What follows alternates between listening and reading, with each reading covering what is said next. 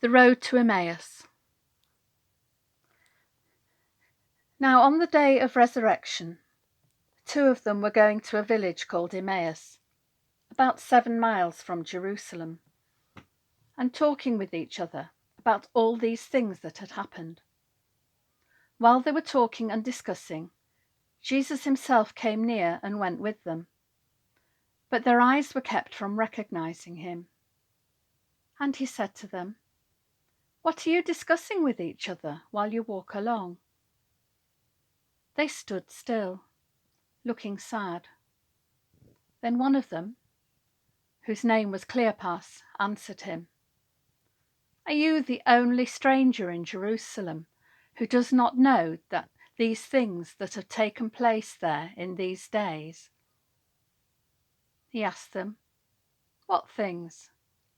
They replied, "The things about Jesus of Nazareth, who was a prophet, mighty in deed and word before God and all the people, and how our chief priests and leaders handed him over to be condemned to death and crucified him. But we had hoped that he was the one to redeem Israel. Yes, and beside all this, it is now the 3rd day since these things took place. Moreover, some women of our group astounded us. They were at the tomb early this morning, and when they did not find his body there, they came back and told us that they'd indeed seen a vision of angels who said that he was alive.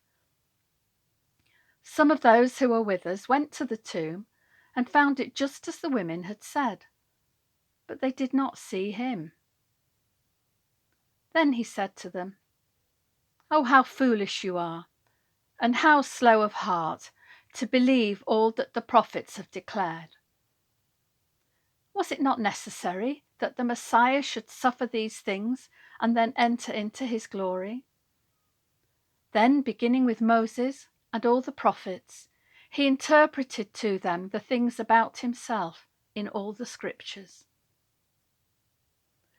As they came near the village to which they were going, he walked ahead as if he were going on. But they urged him strongly, saying, "Stay with us, because it is almost evening, and the day is now nearly over." So he went in to stay with them.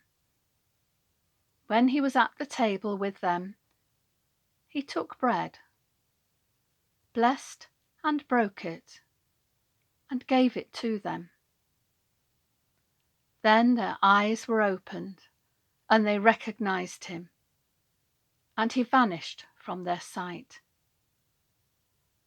They said to each other, "Were not our hearts burning within us while he was talking to us on the road, while he was opening the scriptures to us?" That same hour they got up and returned to Jerusalem, and they found the 11 and their companions gathered together.